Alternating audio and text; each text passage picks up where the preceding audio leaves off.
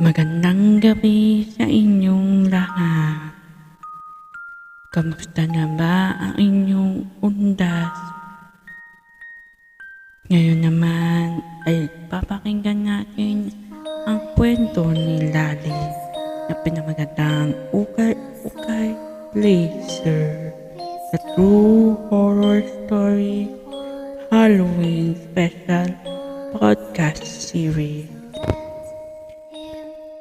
After having been named chairperson of the language department, Amy decided to change her wardrobe.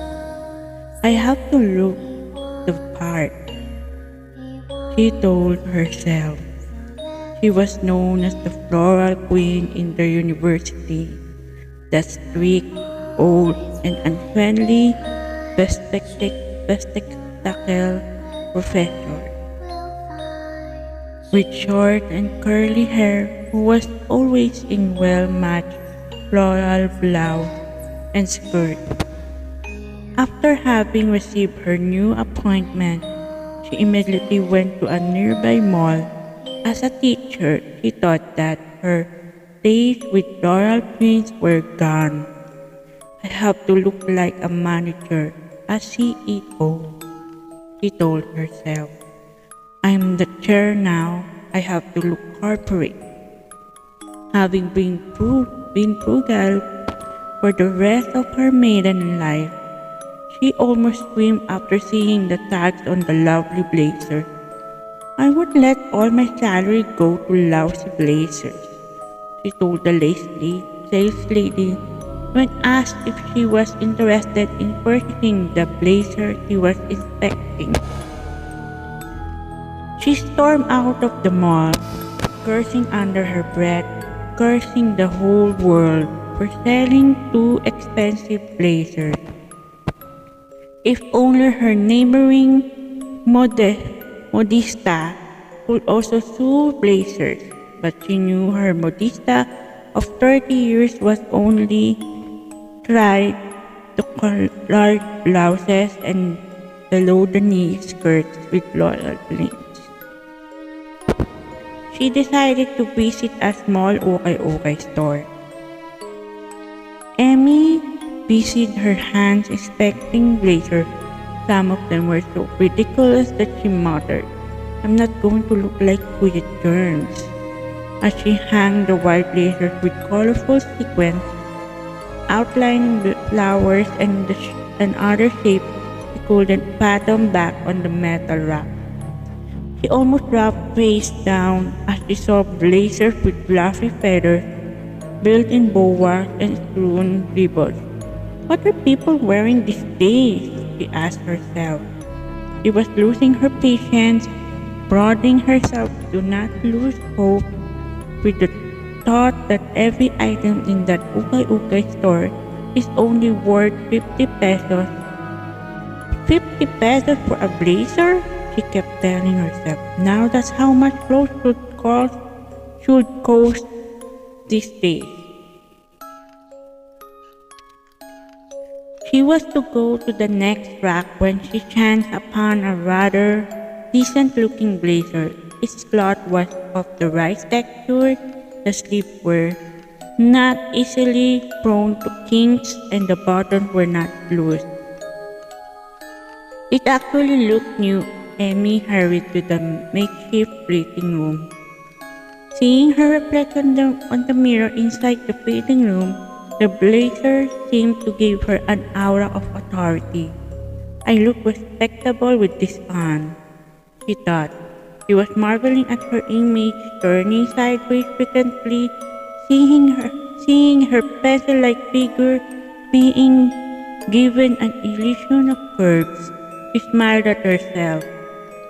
Made faces, tried to look serious, posed with hands on hips, hands behind her right foot forward, and even squatted a little, protruded her butt once, and embraced herself. Do I look good? She wanted to scream. Of course, she decided to buy the blazer. She was about to take the blazer off when an image flashed on her reflection. Her eyebrows met, lips pouted. She thought she saw something. She brushed off the thought and was about to take the blazer off once more when the image flashed on her reflection again. She moved slowly towards the mirror. She could only see her own reflection. She touched the mirror, expecting to find a crack or a stain that would distort one's reflection. The mirror was neat and smooth, almost new. She stepped back. The image flashed once more. This time, it stayed on the mirror a little longer. She saw the blazer, but her head was different. It bothered her. In that flash of image, she saw herself with longer hair. She looked behind her. There was nothing but the laminate wall of the fitting room. When she looked at the mirror again, the image stayed even longer.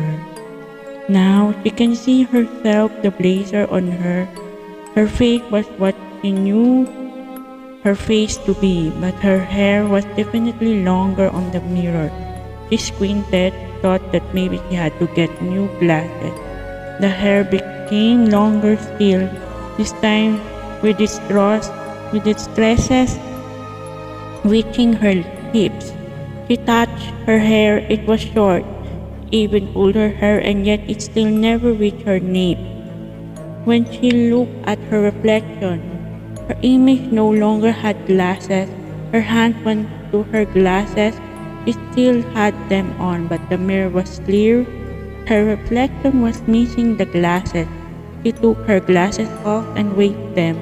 She could see her reflection with her hand waving, but the glasses were not in the mirror. She looked at her hand as if to be sure that her hand still had the glasses. She looked back at the mirror. She saw her hand there, but the hand seemed to be fairer, the fingers a little longer, more delicate. She looked at her hand once more and then at the mirror as it reflected her hand. Her eyes opened wide. The hand in the mirror had long red nails. She screamed. The UKAY-UKAY sales lady screamed back, "Ma'am, okay lang po ba kayo?" The sales lady drew the curtain serving as the cover of the makeshift waiting room to its side. Emmy saw the sales lady. The sales lady looked baffled. "Asan po yung naunang tao sa inyo dyan?" "Yung salamin nyo." Emmy started. "Anong matanda?" "Emmy, yung pong matanda na nauna sa inyong pumasok, lumabas na po ba?" "Anong matanda? Itong salamin nyo." Emmy grabbed the sales lady towards the mirror. She saw the reflection of the sales lady, and then she saw her own reflection, long-haired, long nails on hand, covering her mouth, different face. But definitely that was not her face.